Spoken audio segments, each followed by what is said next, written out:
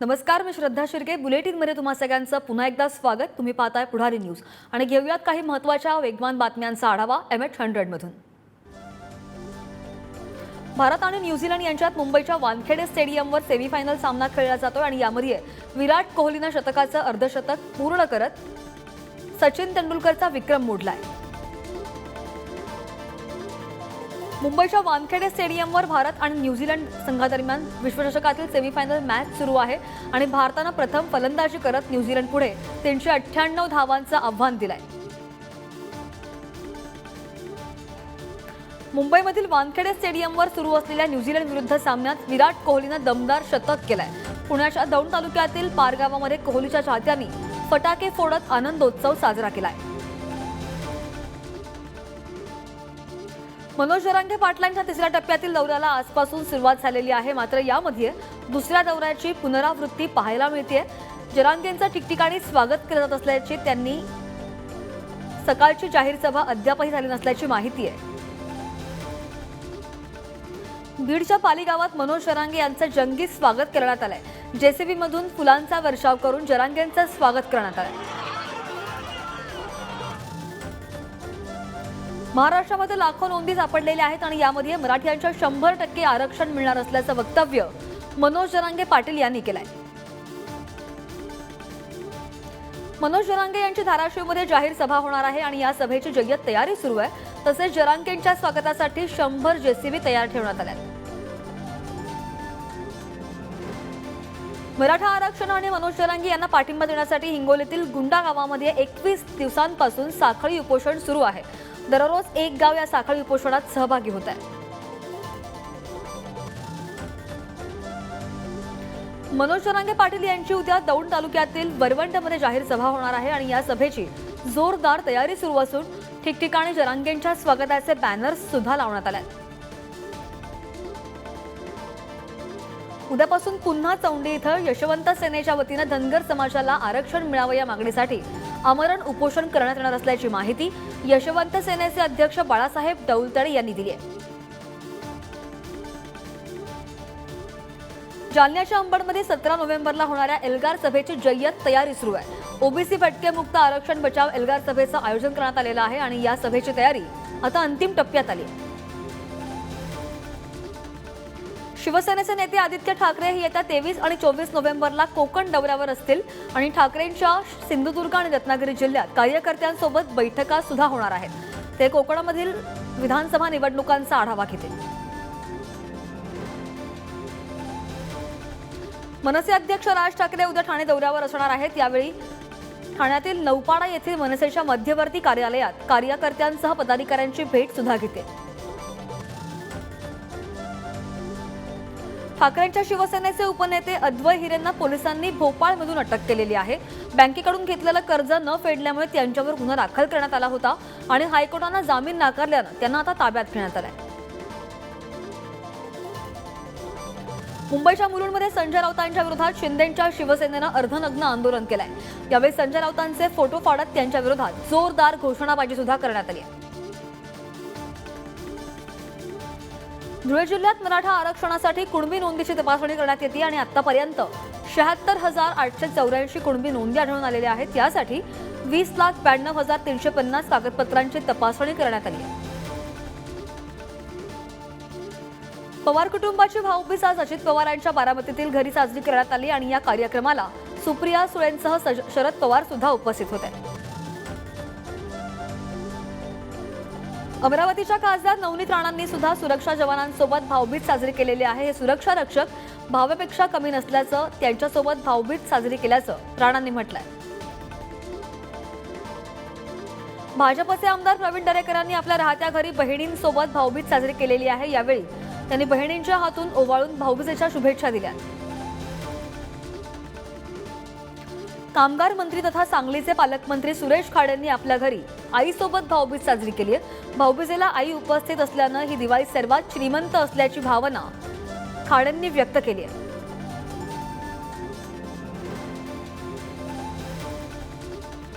धुळ्याचे माजी आमदार शरद पाटील यांनी आत्महत्याग्रस्त शेतकऱ्यांच्या कुटुंबासोबत भाऊबीज साजरी केली आहे आणि यावेळी त्यांनी आत्महत्याग्रस्त शेतकऱ्यांच्या पत्नींना साडीचोळी भेट देत शुभेच्छा दिल्या. भाजप नेत्या चित्रा वाघ आणि आमदार प्रसाद लाड यांनी भाऊबीज साजरी केली आहे. चित्रा वाघ यांनी प्रसाद लाड यांना ओवाळून भाऊबीज सण साजरा केलाय. शिर्डीमधील संगमनेरमध्ये काँग्रेस नेते बाळासाहेब थोरात यांनी भाऊबीज सण साजरा केलेला आहे. त्यांनी नगराध्यक्ष दुर्गा तांबे यांच्या निवासस्थानी जाऊन हा सण साजरा केलाय. यावेळी आमदार सुधीर तांबेंसह तांबे परिवारातील सदस्य सुद्धा उपस्थित होते. अजित पवार मुख्यमंत्रीपदी विराजमान व्हावेत यासाठी नेरूळ ते तुळजापूर दरम्यान पदयात्रा काढण्यात आलेली आहे. नेरूळ येथील आगरी कोळी भवन येथून या यात्रेला सुरुवात झाली. 2024ला शरद पवार गट आणि अजित पवार गटाला धूळ चालणार असा दावा संजय राऊत यांनी केलाय. बारामतीचे मैदान शरद पवारच मारणार असा विश्वास सुद्धा त्यांनी व्यक्त केलाय. राज्यपाल रमेश बैस आणि मुख्यमंत्री शिंदेंच्या उपस्थितीमध्ये नंदुरबारमध्ये भगवान बिरसा मुंडा यांच्या जयंतीनिमित्त जनजाती गौरव दिन पार पडलाय आणि मंत्री विजयकुमार गावित यांच्या हस्ते राज्यपाल आणि मुख्यमंत्र्यांचा सत्कार सुद्धा करण्यात आलाय. गडचिरोली जिल्ह्यामध्ये आदिवासी योद्धा जननायक बिरसा मुंडा यांची जयंती मोठ्या उत्साहात साजरी करण्यात आली आहे. यावेळी ठिकठिकाणी आदिवासी समाजाच्या झेंड्यांचे ध्वजारोहण सुद्धा करण्यात आलं. जनजाती गौरव दिनाला नंदुरबारमधील आदिवासी बांधवांना पायपीट करावी लागली आहे. लहान मुलांसह अवजड वस्तू घेऊन आदिवासी बांधवांनी कार्यक्रमासाठी 3 किलोमीटरपर्यंतची पायपीट केली आहे. अमरावतीच्या येरड खरबी गावात फतेपूर बाबांच्या दर्शनासाठी भाविकांनी एकच गर्दी केली आहे. या ठिकाणी जनावरांचा देव म्हणून नागरिकांची अफाट श्रद्धा आहे. भाऊबीज निमित्त गवळी समाजाच्या वतीनं पुण्यात पारंपरिक सगर उत्सवाचं आयोजन करण्यात आलं आणि पुण्याच्या गणेश पेठेत हा उत्सव मोठ्या उत्साहात साजरा करण्यात आला. मुंबईतील बेस्टच्या कर्मचाऱ्यांना दिवाळीमध्ये बोनसची रक्कम मिळाल्यानं त्यांनी आनंद व्यक्त केलाय. मुलुंडच्या डेपोबाहेर बेस्ट कर्मचाऱ्यांनी एकत्र येत आनंदोत्सव साजरा केलाय. लातूरमध्ये सध्या ऊस तोडणीचं काम सुरू आहे. त्यातच जिल्ह्यामध्ये ऊसतोड कामगार दाखल होण्यास सुरुवात झाली आहे आणि त्यातच जिल्ह्यामधील किन गावामध्ये ऊसतोड कामगारांनी आपली दिवाळी फडामध्ये साजरी केली आहे.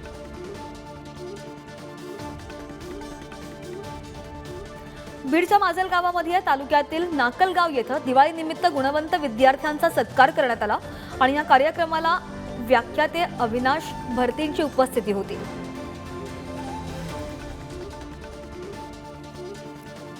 परभणी येथील विनोद शेंडगे नामक रिक्षकानं परभणी ते नागपूर सायकल असा प्रवास सुरू केलेला आहे आणि या प्रवासातून त्यांनी वाचन संस्कृती जपली. मवियामध्ये शरद पवार आणि ठाकरेंच्या सेनेचा लोकसभा जागा वाटपाचा प्रस्ताव तयार झालेला आहे. ठाकरेंची शिवसेना 19, शरद पवार गट 13 आणि काँग्रेसला 16 जागा मिळणार असल्याची माहिती पुढारी न्यूजला मिळाली. ठाकरेंची शिवसेना 2024ला सत्तेवर येणार असा दावा संजय राऊत यांनी केलाय. दिवाळीनंतर उद्धव ठाकरे राज्याचा दौरा करणार असल्याची माहिती सुद्धा त्यांनी दिली. संजय राऊत यांनी मुख्यमंत्री शिंदेंबाबत केलेल्या वक्तव्याविरोधात शिंदेंची शिवसेना आता चांगलीच आक्रमक झाली आहे. मुंबईमध्ये राऊतांचा अंतर्वस्त्र घातलेला बॅनर झळकावून त्यांचा निषेध करण्यात आला. रोहित पवारांच्या युवा संघर्ष यात्रेला 17 नोव्हेंबरपासून सुरुवात होणार आहे आणि याच पार्श्वभूमीवर उद्या चौंडीमध्ये महाविकास आघाडीच्या सभेचं आयोजन करण्यात आलं आहे. यावेळी युवराज सिंह होळकर, जयंत पाटील, सुषमा अंधारेंसह विविध नेते उपस्थित राहतील. मुख्यमंत्री एकनाथ शिंदे यांच्या मध्यस्थीनंतर गजानन कीर्तिकर आणि रामदास कदम वादावर पडदा पडलाय. कीर्तिकरच मुंबई उत्तर पश्चिमेचे उमेदवार असतील असं वक्तव्य रामदास कदम यांनी केलंय. पुण्यामध्ये राजकीय परंपरा असणाऱ्या वाडेश्वर कट्ट्याचं आयोजन करण्यात आलं होतं आणि यावेळी या कट्ट्यावर चंद्रकांत पाटलांसह विविध राजकीय नेते सुद्धा उपस्थित होते.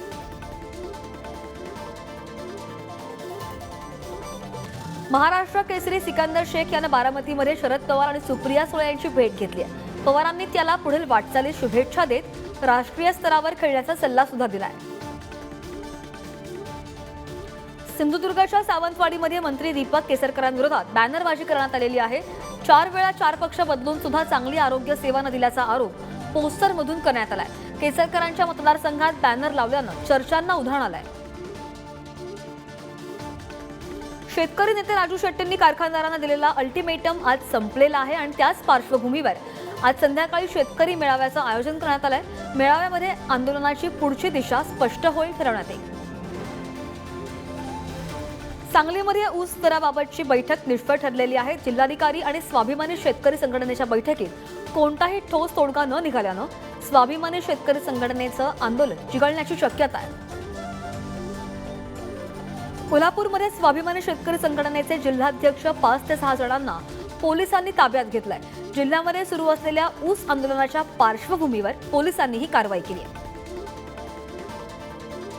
स्वाभिमानी शेतकरी संघटनेचे कोल्हापूर जिल्हाध्यक्ष वैभव कांबळे यांच्यानंतर आता आणखी काही कार्यकर्त्यांना अटक करण्यात आली आहे। ऊस दराचा तोडगा न निघाल्यानं पालकमंत्री हसन मुश्रीफ यांच्या ताफ्याला काळे झेंडे दाखवल्याप्रकरणी ही कारवाई त्यांच्यावर करण्यात आली आहे।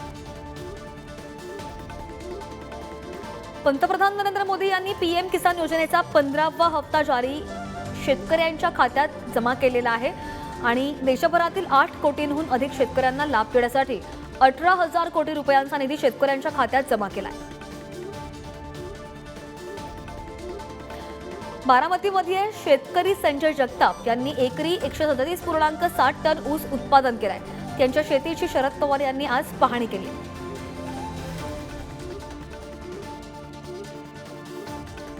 जायकवाडीला पाणी सोडण्याच्या विरोधात कोपरगावचे अजित पवार गटाचे आमदार आशुतोष काळे यांनी दंड थोपटले। काळे यांनी राज्य सरकार विरोधात अवमान याचिका दाखल करून आव्हान दिलंय। वाशिममधील फुलउमरी येथील 2 ओढ्यांवर शेतकऱ्यांनी सिंचनासाठी इलेक्ट्रिक मोटार पंप बसवल्यानं गुरांना पाणी पिण्यासाठी मिळत नाहीये आणि त्यामुळे हे पंप काढावे यासाठी पशुपालकांनी आपली गुरं थेट ग्रामपंचायत कार्यालयात नेत त्यांनी आंदोलन केलंय। हिंगोली जिल्ह्यात वारंवार वीज खंडित होती आणि त्यामुळे शेतकऱ्यांना पिकांना पाणी देताना कसरत करावी लागते। ट्रॅक्टरच्या सहाय्यानं शेतकरी हळदीच्या पिकांना पाणी देत पिकं जगवण्यासाठी धडपडतोय।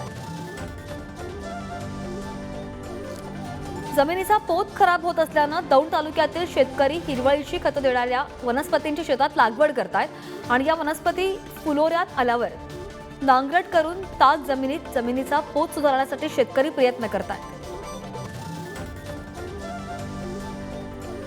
गोसंवर्धन गोरज भंडार येथील कर्मचाऱ्यावर झालेल्या भ्याड हल्ल्याच्या निषेधार्थ मूक मार्गक्रमण करण्यात आलंय आणि कर्मचाऱ्यांनी मूक मार्गक्रमण करत जिल्हाधिकाऱ्यांना निवेदन दिलंय। ढगाळ वातावरणामुळे अमरावती जिल्ह्यात तूर पिकावर अळीचं संकट ओढावलेलं आहे। तुरीवर शेंगा पोखरणाऱ्या अळीचं संकट आल्यानं पिकं वाचवण्यासाठी शेतकऱ्यांची मात्र धडपड सुरू आहे। 6 महिन्यांपेक्षा अधिक कालावधी उलटून सुद्धा नंदुरबार जिल्ह्यातील मुख्यमंत्री कृषी सौर वाहिनी योजनांची कामं रखडलेली आहेत। 93 ग्रामपंचायतींच्या ठरावानंतर सुद्धा जमिनींचा ताबा महावितरणाला न मिळाल्यानं या योजनेची कामं मात्र अजून रखडली आहेत। संगणक आणि इंटरनेटच्या युगामध्ये सुद्धा गवळी समाजातर्फे शेकडो वर्षांपासून सगर उत्सवाची परंपरा टिकून आहे। नंदुरबारमध्ये दरवर्षी दीपावलीनिमित्त मुक्या प्राण्यांचा सगर उत्सव साजरा केला जातो। रेड्यांची आणि गाई म्हशींची यावेळी मिरवणूक काढली जाते। मनमाडमध्ये रेड्यांची टक्कर लावण्याची आगळी वेगळी प्रथा आहे। वर्षानुवर्ष ही परंपरा सुरू आहे। रेड्यांच्या दंगलीमध्ये विजय रेड्यांच्या मालकांना पारितोषिकं देण्यात येतात।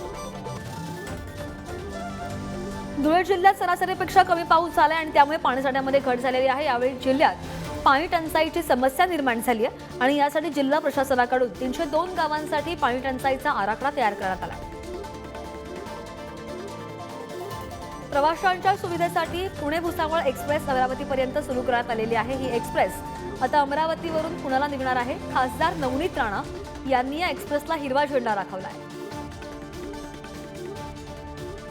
वाशिम ते हिंगोली मार्गावरील रेल्वे क्रॉसिंगवरील उड्डाणपुलाचं काम धीम्या गतीनं होत आहे आणि त्यामुळे वाहनधारकांना नाहक त्रास सहन करावा लागतोय। दरम्यान तातडीनं बांधकाम पूर्ण करण्याची मागणी त्यांच्याकडून करण्यात येते। जळगावमध्ये सुट्टीच्या दिवशी सुद्धा कार्यालयात येऊन 5 लाखांची लाच स्वीकारणाऱ्या सहाय्यक गटविकास अधिकाऱ्यासह विस्तार अधिकाऱ्याला अटक करण्यात आली आहे। दोघांवरही जिल्हा पेठ पोलीस स्थानकात गुन्हा दाखल करण्यात आला आहे। रायगडमधील खोपोलीमध्ये भाऊबीज सणानिमित्त मटण खरेदीसाठी नागरिकांनी मोठी गर्दी केली। यावेळी मटणाच्या दुकानासमोर लांबच लांब रांगा लागल्या।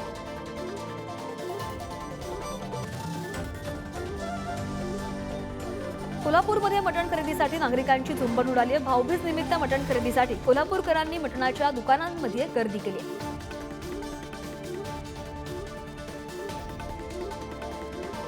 अमरावतीच्या तिवसामध्ये एकमेकांच्या अंगावर फटाके फोडण्याची परंपरा आहे. यंदा सुद्धा तरुणांनी फटाके फोडले असून यामुळे काही ठिकाणी आगीच्या घटना सुद्धा घडल्या आणि काही जण किरकोळ जखमीही झाले. नाशिकच्या मालेगावातील भुईकोट किल्ल्यावर एक दिवा अमर जवानांसाठी दीपोत्सव साजरा करण्यात आलेला आहे. यावेळी शेकडो पणत्यांनी किल्ला प्रकाशमय झाला होता. साताऱ्यामध्ये दिवाळीनिमित्त भारतीय जवानांच्या शौर्याप्रती आणि शेतकऱ्यांच्या कार्याप्रती कृतज्ञता सोहळा संपन्न झाला आणि यावेळी नागरिकांनी दीप प्रज्वलन करत कृतज्ञता व्यक्त केली. परभणी शहरामधील टाकळकर राम मंदिरात दीपोत्सव साजरा करण्यात आलेला आहे. यावेळी मंदिरात 2100 दिवे लावण्यात आले. दरम्यान मोठ्या संख्येने नागरिकांनी यावेळी उपस्थिती दर्शवली. रत्नागिरीच्या वेंगुर्ला शहरामधील पुरातन 3 गदा मारुती मंदिरात दीपोत्सव साजरा करण्यात आला आणि यावेळी 1111 पणत्यांनी परिसर उजळून निघाला. सिंधुदुर्गच्या कुणकेश्वर मंदिरामध्ये दिवाळी पाडव्यानिमित्त दीपोत्सव साजरा करण्यात आला. दीपोत्सवात 21,000 पणत्या प्रज्वलित करण्यात आल्या होत्या. दरम्यान भाविकांनी यामध्ये मोठ्या संख्येने सहभाग घेतला. परभणीच्या जिजाऊ मंदिरामध्ये नेत्रदीपक दीपोत्सव सोहळा साजरा करण्यात आला. यावेळी 1111 दिव्यांच्या प्रकाशात दीपोत्सव सोहळा संपन्न झाला. सोलापूरमध्ये संभव फाउंडेशन देह व्यापार करणाऱ्या महिलांना साडी भेट देत दिवाळी साजरी करण्यात केलेली आहे आणि यावेळी फराळासह फटाक्यांची आतषबाजी करत दिवाळी साजरी केली आहे. हिंगोलीमधील गोरेगाव तालुक्याला जाण्यासाठी जिंतूर आगारातून एकच बस असल्यानं प्रवाशांचे मात्र मोठे हाल होत आहेत आणि यामुळे सेनगाव तालुक्यातून सुद्धा एक बस सुरू करण्याची मागणी प्रवासी करतात. चंद्रपूरमध्ये अल्ट्राटेक कंपनीविरोधात सरपंच संघटनेनं बेमुदत साखळी उपोषण पुकारलंय. कंपनीकडून दत्तक ग्रामपंचायतींना निधी मिळत नसल्याचा आरोप करण्यात आला आणि यावेळी तातडीनं निधी देण्याची मागणी सुद्धा त्यांच्याकडून करण्यात आली. बुलढाण्यामध्ये समृद्धी महामार्गावर मेहकर टोल नाक्यावरील कर्मचाऱ्यांनी विविध मागण्यांसाठी कामबंद आंदोलन केलंय. मागील 2 महिन्यांपासून वेतन मिळालेलं नाही आणि त्यामुळे कर्मचारी आक्रमक झाले. दरम्यान तातडीनं वेतन देण्याची मागणी आता त्यांच्याकडून करण्यात येते.